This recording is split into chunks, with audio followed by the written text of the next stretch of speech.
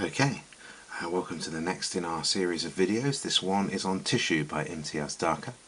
It's a most recent poem. It's published in 2006, and I'm not going to lie, this is a really tricky one, but particularly if you're looking for a higher grade, it's a very good one to show that you understand.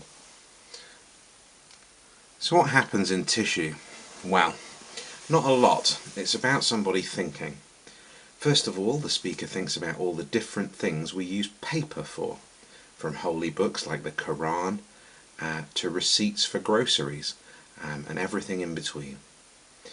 She then goes on to think that she prefers paper to bigger structures like buildings or cities that people use paper to organise.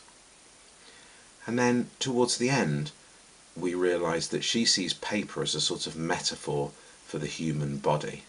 It has so much potential. It can be used to create a religion or build a city, but it is also fragile. A reading of the poem to remind you of it. Paper that lets the light shine through. This is what could alter things. Paper thinned by age or touching. The kind you find in well-used books, the back of the Quran, or a hand has written in the names and histories, who was born to whom, the height and weight, who died, where and how, on which sepia date. Pages smoothed and stroked and turned transparent with attention. If buildings were paper, I might feel their drift. See how easily they fall away on a sigh, a shift in the direction of the wind. Maps too. The sun shines through their borderlines, the marks that rivers make, roads, rail tracks, mountain folds. Fine slips from grocery shops that say how much was sold and what was paid by credit card might fly our lives like paper kites. An architect could use all this, piece layer over layer, luminous script over numbers, over line, and never wish to build again with brick or block, but let the daylight break through capitals and monoliths, through the shapes that pride can make.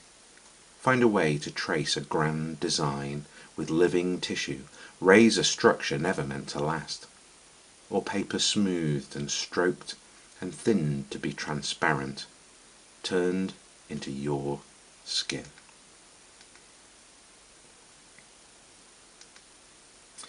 Okay, here are some phrases and words that you might find it useful to know if you want to speak in a more sophisticated way about this poem.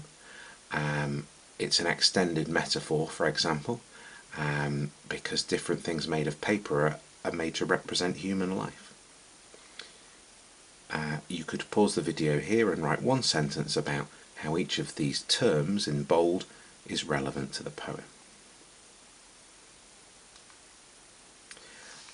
We're now going to look at particular quotes from the poem and think about why the decisions the writer made about the language. So the first one, paper that lets the light shine through. The opening line we always try and look at. Well, this is a symbol. Light often represents hope. Where paper is used to benefit our lives, we can hope for a particular piece of paper, like money, for example, or a letter. Light is also possibly a metaphor for God, the light of the world, who some people believe writes our destinies. There's also enjambment, paper that lets the light, and then it goes straight onto the next line with no punctuation, shine through. So the influence of paper documents like the Quran goes way beyond any one sheet of paper. It stretches over into our lives and other people's lives, just like this line stretches over into the next line.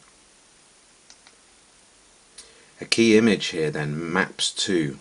The sun shines through their borders.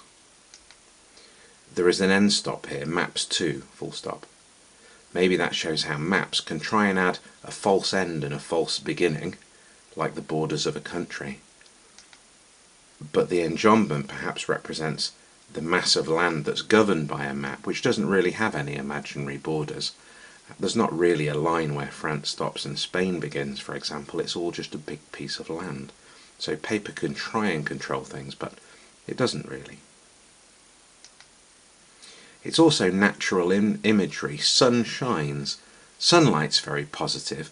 Maybe it shows that life can't really be ruled by paper at all. The idea that it might fly our lives like paper kites, well, clearly this is a simile, like paper kites. It shows how we're blown around almost by chance by things written on paper, almost like a kite. But a kite's an ambiguous image. Kites can be fun and playful, but they can also be very fragile, and I'm sure some of you know it's very easy to break a kite and quite upsetting when you do. So